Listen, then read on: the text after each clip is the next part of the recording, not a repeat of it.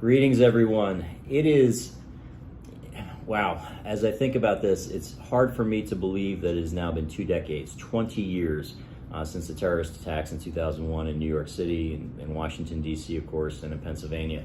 And 20 years later, I know that we have a lot of people that we work with that have served directly over there. We've got a lot of people that have children and family members that have served over there. I've got some extended family that served over there as well. And just in talking to our clients and our friends, there's a wide range of emotions, particularly now that are coming from people, especially around this day. And I just want to say, from my own perspective, from the bottom of my heart, thank you. I can sit here and record this message in a nice office in Phoenix, largely because of the umbrella of protection provided by our armed forces. And so wherever, if any of you see this message, just from the bottom of my heart, thank you. I did not serve in the military. My closest experience to all the stuff that's been going on was being downtown on September 11th. I was 4 blocks away from the towers when they came down.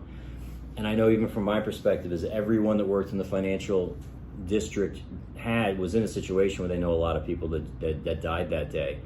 And in the days and weeks that followed, when we were going to work back down there again, I personally avoided the pit. And when you were smelling all the smoke and everything as they were excavating it, you were wondering if that was, quite frankly, that smoke had something to do with friends that you knew and lost and were in the pit. And so it's something that's for sure was very real for me, but not as real as the people that actually went over there and fought. And I'm sure, again, with everything that's going on, I think there's a range. I know, in fact, from talking to people, there's a range of emotions that people are feeling, particularly in light of the events in the last month or so.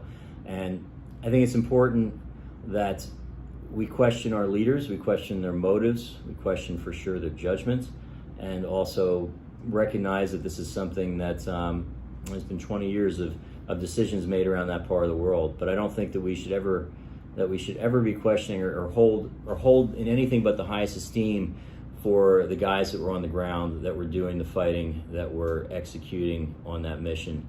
And to those of us that do have friends or family members that spend time over there, I would just say maybe reach out to them over the next couple weeks or so as we approach this anniversary. I know that I've got some people that I spent 9/11 with in Lower Manhattan, and I'll certainly reach out to them. But the whole purpose, I guess, of this message today is that I am very well aware that being here as an American, sitting in my office in Phoenix, as I said, enjoying the lifestyle that we are unbelievably privileged to have in this country.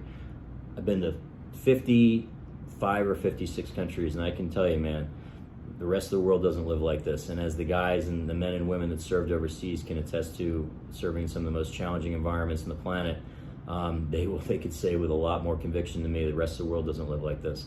And part of the reason we can is because we are largely safe and protected in this country. So from the bottom of my heart, I'm kind of at a loss for words. It's an impactful day for me, September 11th. It has been for 20 years now.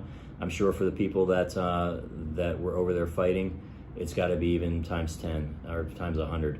So again, from the bottom of my heart, guys and women and everyone that has worked to defend this country, thank you.